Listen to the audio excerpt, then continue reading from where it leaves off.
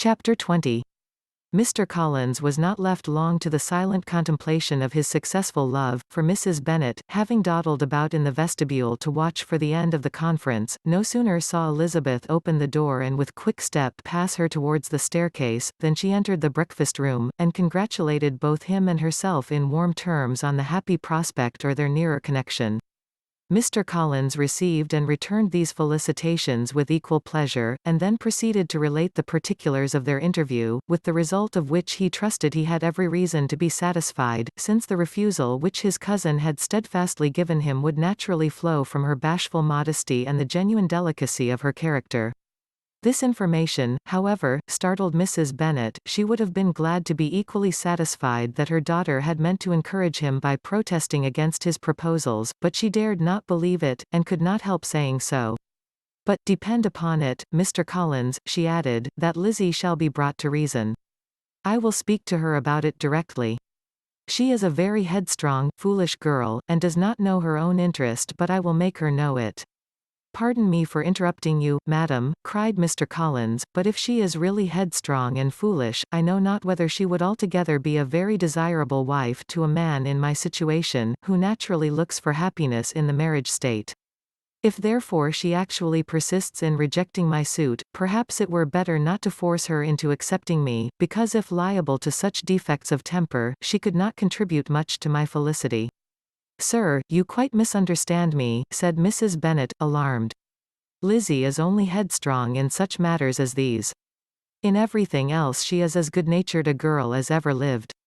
I will go directly to Mr. Bennet, and we shall very soon settle it with her, I am sure." She would not give him time to reply, but hurrying instantly to her husband, called out as she entered the library, "Oh, Mr. Bennet, you are wanted immediately, we are all in an uproar. You must come and make Lizzie marry Mr. Collins, for she vows she will not have him, and if you do not make haste he will change his mind and not have her." Mr. Bennet raised his eyes from his book as she entered, and fixed them on her face with a calm unconcern which was not in the least altered by her communication. "I have not the pleasure of understanding you," said he, when she had finished her speech. "Of what are you talking?" "Of Mr. Collins and Lizzie.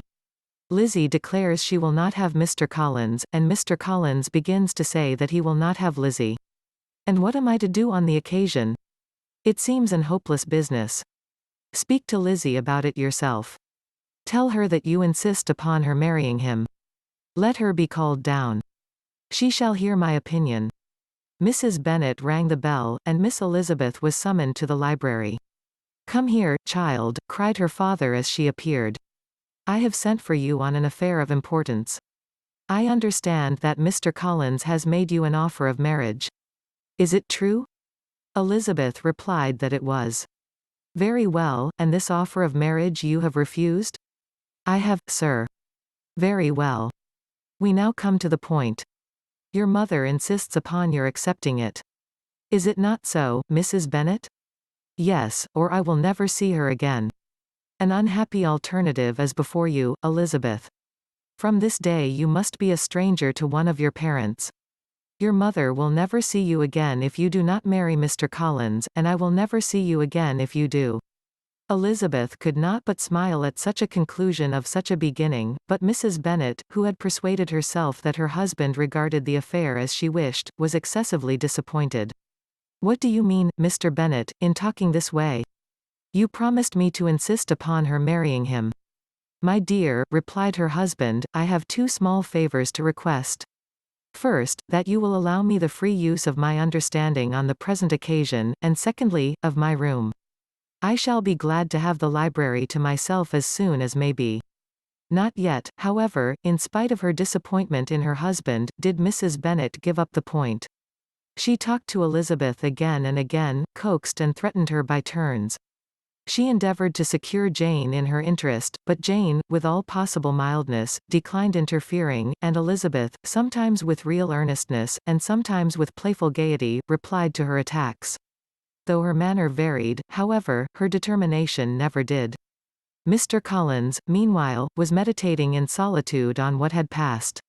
He thought too well of himself to comprehend on what motives his cousin could refuse him, and though his pride was hurt, he suffered in no other way. His regard for her was quite imaginary, and the possibility of her deserving her mother's reproach prevented his feeling any regret. While the family were in this confusion, Charlotte Lucas came to spend the day with them. She was met in the vestibule by Lydia, who, flying to her, cried in a half-whisper, "I am glad you are come, for there is such fun here. What do you think has happened this morning? Mr. Collins has made an offer to Lizzie, and she will not have him."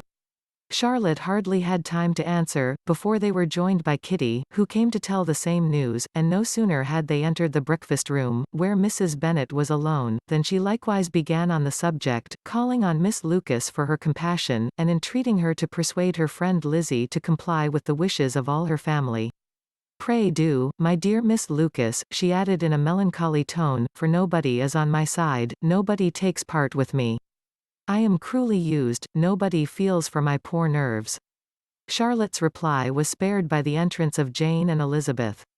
"Aye, there she comes," continued Mrs. Bennet, looking as unconcerned as may be, and caring no more for us than if we were at York, provided she can have her own way. "But I tell you, Miss Lizzie, if you take it into your head to go on refusing every offer of marriage in this way, you will never get a husband at all, and I am sure I do not know who is to maintain you when your father is dead. I shall not be able to keep you, and so I warn you. I have done with you from this very day. I told you in the library, you know, that I should never speak to you again, and you will find me as good as my word. I have no pleasure in talking to undutiful children. Not that I have much pleasure, indeed, in talking to anybody. People who suffer as I do from nervous complaints can have no great inclination for talking. Nobody can tell what I suffer. But it is always so. Those who do not complain are never pitied." Her daughters listened in silence to this effusion, sensible that any attempt to reason with her or soothe her would only increase the irritation. She talked on, therefore, without interruption from any of them, till they were joined by Mr. Collins, who entered the room with an air more stately than usual, and on perceiving whom, she said to the girls, "Now, I do insist upon it, that you, all of you, hold your tongues, and let me and Mr. Collins have a little conversation together." Elizabeth passed quietly out of the room, Jane and Kitty followed, but Lydia stood her ground, determined to hear all she could, and Charlotte, detained first by the civility of Mr. Collins, whose inquiries after herself and all her family were very minute, and then by a little curiosity, satisfied herself with walking to the window and pretending not to hear. In a doleful voice Mrs. Bennet began the projected conversation. "Oh, Mr. Collins. My dear madam," replied he, "let us be forever silent on this point. Far be it from me," he presently continued, in a voice that marked his displeasure, "to resent the behavior of your daughter. Resignation to inevitable evils is the evil duty of us all, the peculiar duty of a young man who has been so fortunate as I have been in early preferment, and I trust I am resigned. Perhaps not the less so from feeling a doubt of my positive happiness had my fair cousin honoured me with her hand, for I have often observed that resignation is never so perfect as when the blessing denied begins to lose somewhat of its value in our estimation. You will not, I hope, consider me as showing any disrespect to your family, my dear madam, by thus withdrawing my pretensions to your daughter's favour, without having paid yourself and Mr. Bennet the compliment of requesting you to interpose your authority in my behalf. My conduct may, I fear, be objectionable in having accepted my dismission from your daughter's lips instead of your own. But we are all liable to error. I have certainly meant well through the whole affair. My object has been to secure an amiable companion for myself, with due consideration for the advantage of all your family, and if my manner has been at all reprehensible, I here beg leave to apologize.